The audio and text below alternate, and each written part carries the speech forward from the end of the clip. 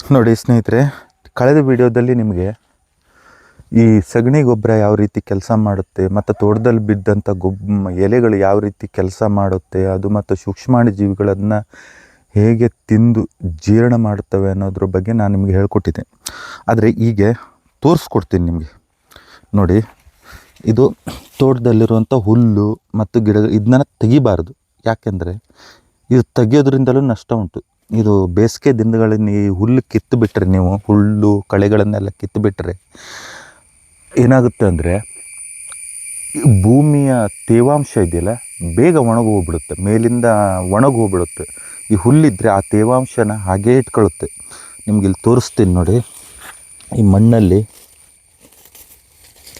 ಇಲ್ಲಿ ಕಾಣಿಸ್ತಾ ಇಲ್ಲ, ಹಾಂ ಇಲ್ಲಿ ನೋಡಿ, ಇಲ್ಲಿ ನೋಡಿ, ಈ ಉಂಡುಂಡೆ ಕಾಣಿಸುತ್ತಲ್ಲ, ತೋರಿಸ್ತೀನಿ ನೋಡಿ. ಇಲ್ಲಿ ನೋಡಿ, ಇದು ಎರೆಹುಳ ಮಾಡ್ತಾ ಇರುವಂಥ ಗೊಬ್ಬರ.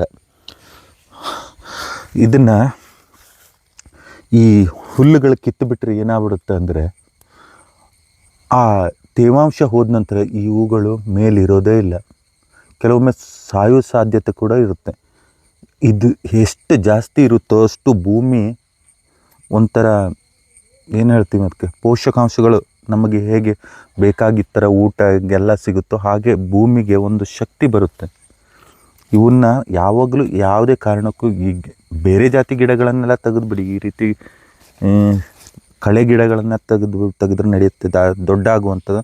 ಆದರೆ ಹುಲ್ಲು ಕಳೆ ಇವನ್ನೆಲ್ಲ ನಿಮ್ಗೆ ಅತಿಯಾಗಿ ಮೇಲೆ ಬಂತಪ್ಪ, ಓಡಾಡಲಿಕ್ಕೆ ಆಗಲಿಲ್ಲ ಅಂದಾಗ ಅವಾಗೇನು ಮಾಡಿ, ಅದು ಈ ಬ್ರಷ್ ಕಟರ್ ಬರುತ್ತಲ್ಲ, ಬ್ರಷ್ ಕಟರಿಂದ ಸುಮಾರು ಒಂದು ಗೇಣು ಎತ್ತರಕ್ಕಾಗುವಷ್ಟು ಅಥವಾ ಗೇಣ್ಗಿಂತ ಕಡಿಮೆ ಒಂದಿಷ್ಟು ಎತ್ತರದಿಂದ ಕಟ್ ಮಾಡಿ, ಅದನ್ನು ಪೂರ್ತಿ ನೆಲಕ್ಕೆ ಹೊಡಿಬೇಡಿ ಮಿಷಿನು, ಒಂದಿಷ್ಟು ನೆಲದಿಂದ ಒಂದಿಷ್ಟು ಎತ್ತರಕ್ಕೆ ಕಟಿಂಗ್ ಮಾಡಬೇಕು. ಕಟಿಂಗ್ ಮಾಡಿದಾಗ ಏನಾಗುತ್ತೆ ಅಂದರೆ ಈ ಹುಲ್ಲು ಪೂರ್ತಿಯಾಗಿ ಕಟ್ಟೆ ಆಗೋದಿಲ್ಲ, ಭೂಮಿಯ ತೇವಾಂಶ ಕೂಡ ಕಡಿಮೆ ಆಗೋದಿಲ್ಲ, ಕೆಳಗಿರುವಂಥ ಸೂಕ್ಷ್ಮಜೀವಿಗಳಿಗೂ ಯಾವುದೇ ಹೊಡೆತ ಆಗೋದಿಲ್ಲ. ಹಾಗಾಗಿ ಈ ಒಂದು ಕೆಲಸನ ಮಾಡಿ ಇದೊಂದು ತಿಳಿಸ್ಬೇಕಾಗಿತ್ತು ನಿಮಗೆ. ಏನು ದೊಡ್ಡ ವಿಡಿಯೋ ಅಲ್ಲ, ಚಿಕ್ಕದಾಗಿ ಅದೊಂದು ತಿಳಿಸುವ ಅಂತ ಮಾಡಿದ್ದು. ಮತ್ತು ಈ ಎಲೆ ಚುಕ್ಕೆ ರೋಗಕ್ಕೆ ಈ ಹೆಡಗಳಿರುತ್ತಲ್ಲ, ಹಿಂದಿನ ವೀಡಿಯೋದಲ್ಲಿ ನಿಮ್ಗೆ ತೋರಿಸಿದೆ, ಸುಮಾರಷ್ಟು ತೆಗೆದಿದೆ ನಾನು. ಈಗ ಸುಮಾರಷ್ಟು ಒಣಗ್ತಾ ಇದೆ ತೋಟದಲ್ಲಿ, ಅದನ್ನು ತೆಗಿಬೇಕು. ಕಟ್ ಮಾಡಿ ಅದನ್ನು ನಾನು ಸುಡ್ತಾ ಇದ್ದೀನಿ. ನೀವು ಯಾವ ರೀತಿ ಮಾಡ್ತೀರಿ ನೋಡಿ. ಅದು ಎಲೆ ಚುಕ್ಕೆ ರೋಗದ ಸೂಕ್ಷ್ಮ ಜೀವಿಗಳು ಆ ಶಿಲೀಂಧ್ರ ಸುಮಾರು 6 ರಿಂದ 7 ತಿಂಗಳುಗಳ ಜೀವಂತವಾಗಿರ್ತವೆ ಅಂತ ಕೇಳಿದ್ದೀನಿ ನಾನು, ಅಂದರೆ ತೇವಾಂಶ ಇದ್ದರೆ.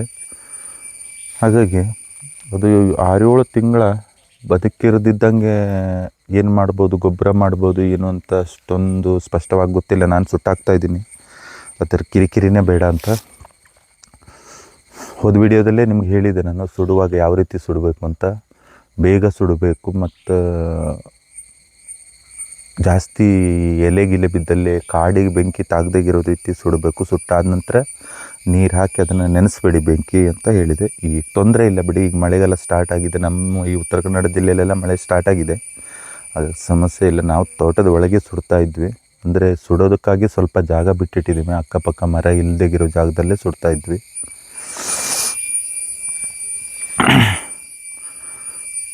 ಆಯ್ತು, ಇಷ್ಟೇ ವಿಷಯ, ಮತ್ತೇನಿಲ್ಲ. ಧನ್ಯವಾದ.